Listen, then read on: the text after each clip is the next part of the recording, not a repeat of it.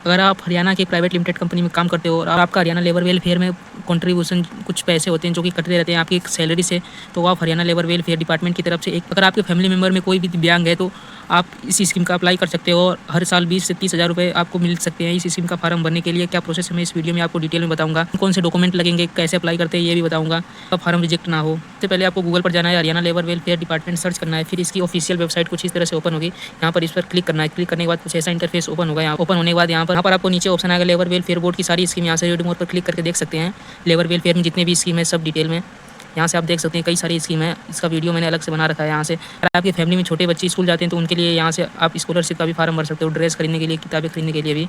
और यहाँ पर कई सारी स्कीम है, यहाँ से देख सकते हो। जो मेंबर काम करते हैं उनको साइकिल खरीदने के लिए भी, चश्मा लेने के लिए कई सारी स्कीम है, जिसमें से एक स्कीम यहाँ पर आता है मेंटली डिसऑर्डर का। यहाँ से आप देख सकते हो अगर 70% 90% अगर कोई दिव्यांग है तो उसको 20,000 रुपये हर साल मिलेंगे, और 91 से 100% है तो 30,000 रुपये मिलेंगे इस स्कीम में अगर कोई भी दिव्यांग है। और यहाँ पर देख सकते हैं आप कि योजना का अगर आपके फैमिली में जितने भी बच्चे हैं दिव्यांग है तो इस स्कीम का फॉर्म भर सकते हैं। ऐसा कोई रूल नहीं है कि अगर आपकी सैलरी ज़्यादा है तो इस स्कीम का फॉर्म नहीं भर सकते हो। अगर कंपनी में काम करो हो तो इस स्कीम का फॉर्म भर सकते हो। यहाँ से आप देख सकते हैं कि कौन कौन से डॉक्यूमेंट लगते हैं। सिंपल डॉक्यूमेंट लगते हैं, यहाँ पर सैलरी स्लिप लगेंगे, जो आप काम करें वो लेटेस्ट सैलरी स्लिप लगेगा, और employer certificate, disability certificate, medical certificate, यहाँ पर परिवार पहचान पत्र, राशन कार्ड या SI कार्ड। तो मैं आपको बताऊंगा कि ये सारे डॉक्यूमेंट कैसे होते हैं। यहाँ से आप देख सकते हो, यहाँ से आप डाउनलोड भी कर सकते हो। मैं करके दिखाता हूँ। यहाँ पर सबसे पहले यहाँ पर एम्प्लॉय सर्टिफिकेट होता है, जो अंडरटेकिंग होता है, जो काम कर रहे हैं कंपनी में उनका सिग्नेचर होता है। यहाँ पर सिंपली यहाँ पर उनका सिग्नेचर करना होता है, ये होता है एम्प्लॉय सर्टिफिकेट। एम्प्लॉय सेकंड आता है यहाँ पर एम्प्लॉयर सर्टिफिकेट, जो होता है इसमें यहाँ पर आपका नाम रहेगा, यहाँ पर फादर नेम, और यहाँ पर जो जब से आप काम करो जिस कंपनी में वहाँ का वो डेट होगा, डेट ऑफ ज्वाइनिंग। और यहाँ पर होता है जो जिस पद पर काम करो, जैसे हेल्पर पर तो हेल्पर लिखोगे। यहाँ पर आपकी मंथली की सैलरी होती है जो बेसिक होती है। उसके बाद जो सैलरी स्लिप पर आपका सैलरी लिखा होगा वो सैलरी होगी। यहाँ पर जो आपकी कंपनी में जिस कंपनी में काम करो उस कंपनी का स्टम्प होगा और सिग्नेचर होगा, जिस डिपार्टमेंट में काम कर रहे हो। सैलरी स्लिप तो आपको पता ही होगी। फिर आता है यहाँ पर मेडिकल सर्टिफिकेट। यहाँ पर आप देख सकते हैं डिसेबिलिटी सर्टिफिकेट होता है, जो कि गवर्नमेंट हॉस्पिटल से बनवाया जाता है। यहाँ पर चीफ मेडिकल सर्टिफिकेट, यहाँ पर आप देख सकते हैं जो दिव्यांग होंगे उनका यहाँ पर फोटो होगा, नाम होगा और फादर नेम, और भी कुछ डिटेल होंगी। यहाँ से आप देख सकते हैं कुछ इस तरह से होता है, गवर्नमेंट के द्वारा ये बनाया जाता है। और फिर इसके बाद आता है डिसेबिलिटी सर्टिफिकेट का। यहाँ पर ID होती है, जो कि यूनिक डिसेबिलिटी ID होती है। ये ऑल इंडिया हर जगह वैलिड होती है ID। इससे आप कई सारी स्कीम का फ़ायदा ले सकते हो इस ID से। भी दिव्यांग होगा उनके नाम से फ़ोटो से यहाँ पर उनकी ID होती है, जो कि आधार कार्ड की तरह होती है, ऑल इंडिया में हर जगह वैलिड होती है। यहाँ से आप देख सकते हैं नाम होगा, यहाँ पर वैलिड अप टू डेट भी होती है। उसके बाद यहाँ पर इशू डेट होता है, और इसके बाद रिन्यू भी कराना पड़ता होगा इसे। अगर हमेशा के लिए होगा तो रिन्यू नहीं कराना पड़ेगा। ये भी मेडिकल जो गवर्नमेंट हॉस्पिटल होते हैं वहाँ से बनवाया जाता है। कई सारे डॉक्यूमेंट लगते हैं, टेस्ट होता है कि कितने कि यहाँ पर आप देख सकते हो परसेंटेज भी होता है कि कितना % कोई दिव्यांग है, 100% है या फिर हाफ है, तो यहाँ पर परसेंटेज भी लिखी होती है। जो 3rd नंबर का ऑप्शन है वेलफेयर बोर्ड बेनिफिशियरी लोगों का, ये जो पब्लिक के लिए होता है, यहाँ पर इस पर क्लिक करना है। इस पर क्लिक करने के बाद कुछ आपने अभी तक रजिस्ट्रेशन नहीं किया तो यहाँ से रजिस्ट्रेशन कर सकते हैं। इसका डिटेल वीडियो मैंने बना रखा है, उसका डिस्क्रिप्शन में लिंक डाल दूँगा, वहाँ से आप देख सकते हैं। पासवर्ड फिल करके सबमिट करने के बाद आपके फ़ोन पर OTP जाएगा। यहाँ पर OTP को फिल करेंगे, OTP फिल करने के बाद सबमिट करेंगे। उसके बाद कुछ ऐसा इंटरफेस ओपन होगा, यहाँ पर आपका अकाउंट ओपन हो जाएगा। यहाँ पर आप देख सकते हो। इसके बाद अगर आपको ज़्यादा दिन हो गया तो यहाँ पर आपको अपना फैमिली डिटेल जो होता है उसको अपडेट करना होता है, और स्कीम वाले ऑप्शन पर जाएंगे, और आपको वेजेज में जो सैलरी स्लिप है उसको भी अपडेट करना पड़ता है। तो आप स्कीम वाले ऑप्शन में जाएंगे। स्कीम वाले ऑप्शन में जाने के बाद यहाँ पर जितने भी स्कीम होंगे हरियाणा लेबर वेलफेयर में लेबर के लिए सारे स्कीम यहाँ से आप देख सकते हो। यहाँ पर लास्ट में नीचे देखोगे कि मेंटली डिसऑर्डर का जो स्कीम यहाँ पर आपको शो हो रहा होगा 18 नंबर पर। डिसऑर्डर जितने भी श्रमिक या दिव्यांग हैं, अंधे हैं, गूंगे बहरे या उनके बच्चे हैं तो उनको बच्चों को उनको वित्तीय सहायता मिलेगी हर साल 15 से 30 हज़ार, यह बढ़कर 20 से 30 हज़ार रुपये हो गया है। सिंपली आपको यहाँ पर जो शो हो रहा होगा इसकी मेंटली डिसऑर्डर का, इसके साइड में आपको यहाँ पर दिखेगा व्यू डिटेल का ऑप्शन, यहाँ से आप देख सकते हो। इस पर क्लिक करोगे। इस पर क्लिक करने के बाद कुछ ऐसा इंटरफेस ओपन होगा। क्लिक करने के बाद कुछ ऐसा इंटरफेस ओपन होगा। यहाँ पर आपका जो है फैमिली ID का नंबर होगा वो आ जाएगा। जो फैमिली ID का नंबर आ जाएगा, इस पर सेंड OTP पर क्लिक करके जो नंबर होगा आपकी फैमिली ID में उस पर OTP जाएगा। OTP को फिल करना होगा यहाँ पर, फिर यस पर क्लिक करना होगा।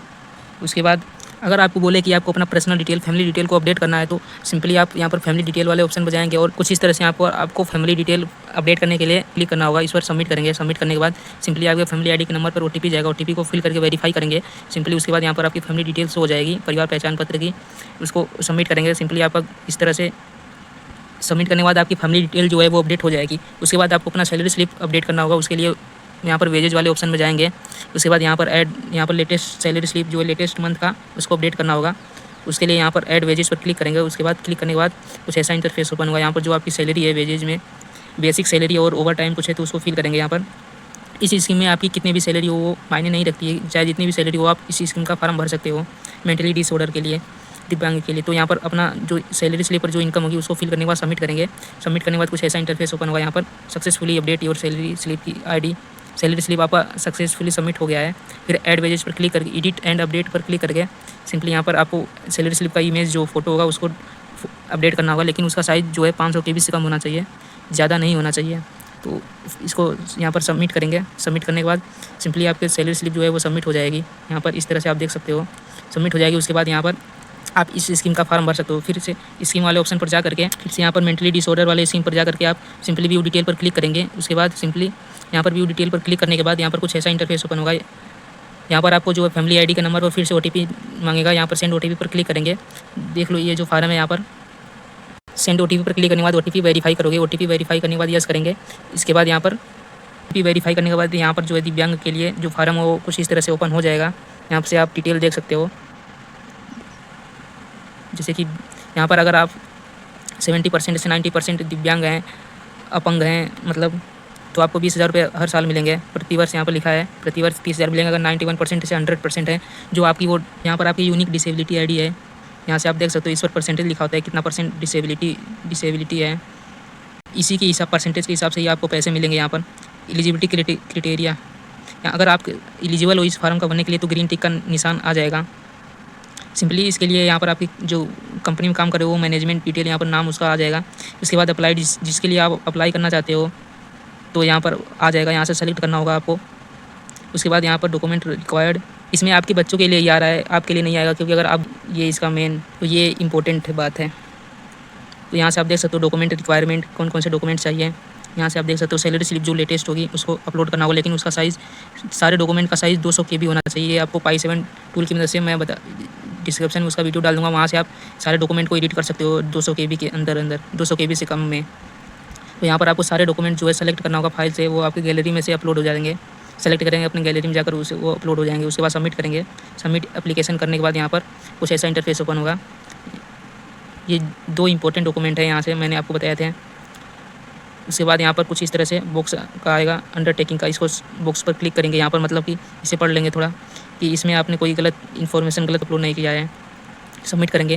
डॉक्यूमेंट अपलोड करते समय अगर कोई गलत डॉक्यूमेंट अपलोड करते तो आपका फार्म रिजेक्ट हो जाएगा।